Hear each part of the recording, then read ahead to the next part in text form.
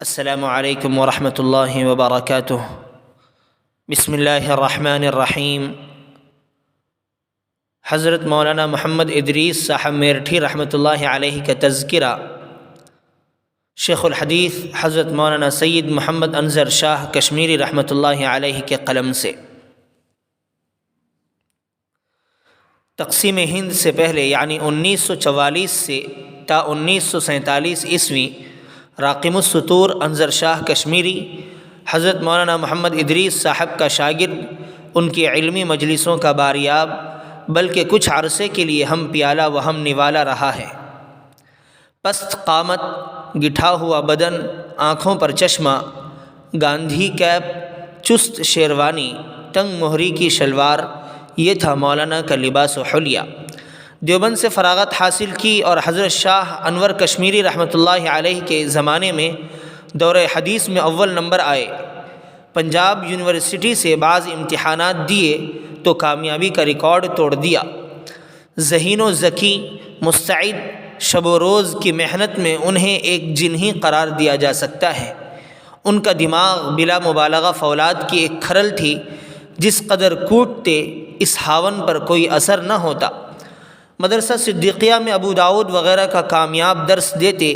یہ وہ دور تھا کہ جرمنی اور متحدہ طاقتوں کی جنگ کا آغاز ہو چکا تھا۔ 10ویں پاس دھڑا دھڑ دفتروں میں ملازم رکھے جا رہے تھے۔ پنجاب یونیورسٹی سے اردو فارسی کے امتحانات دینے کے بعد صرف انگریزی کی راہیں کھلی تھیں۔ مولانا ادریس صاحب نے اس صورتحال سے بھرپور فائدہ اٹھایا۔ شبینہ مدرسہ کھولا جس کا نام ادارہ شرقیہ تھا، اس کے ساتھ ایک مدرسۃ البنات بھی۔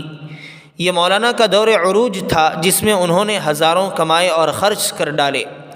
مدرسۃ البنات میں کچھ روز راقم السطور نے بھی کام کیا اور ان کی خاص عنایت سے سبزی منڈی میں ایک ٹیوشن بھی، مگر افسوس کہ یہ عروج چند دن کی چاندنی اور پھر اندھیری رات ثابت ہوا۔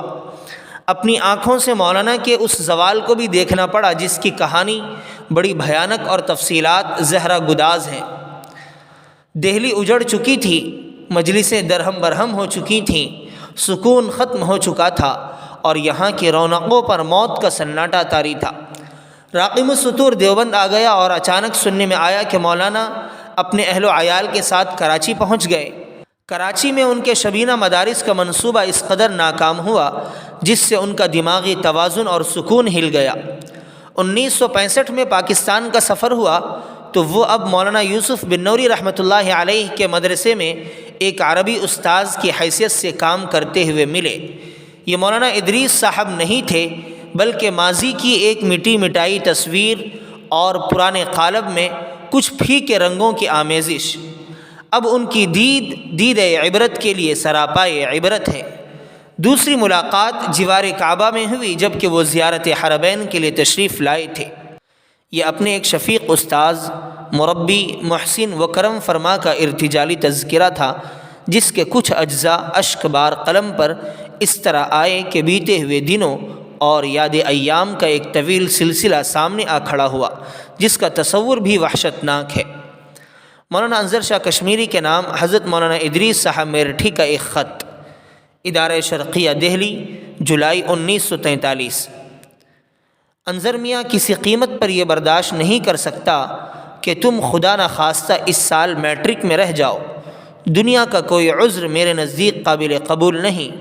یہ ظاہر ہے کہ میرے ہاتھ میں کوئی تعزیری پاور نہیں ہے، لیکن خلوص و محبت کی ایک روحانی اور اخلاقی طاقت میرے پاس ہے جس سے میں بہت کچھ کام لے سکتا ہوں۔ انظر میاں، مجھے تم سے محبت ہے جیسے انیس سے، اور عقیدت اس پر مستزاد، مگر تم میرے پاس رہ کر دیکھ چکے ہو کہ میری محبت و عقیدت روایتی محبت و عقیدت کی طرح اندھی نہیں۔ جتنی کسی سے مجھے زیادہ عقیدت و محبت ہوتی ہے اسی قدر میں اس کے حق میں سخت گیر ہوتا ہوں۔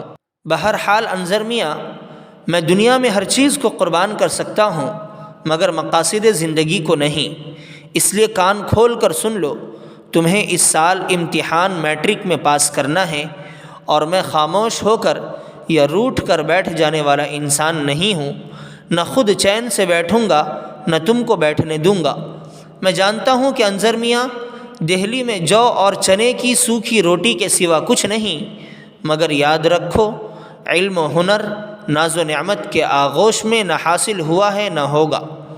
ابھی 1 مہینہ باقی ہے، انظر میاں رمضان ہمیشہ آئیں گے، کھانے پینے کے لطف اور کام و دہن کے مزے ہمیشہ حاصل ہوتے رہیں گے، مگر یہ وقت پھر نہ آئے گا۔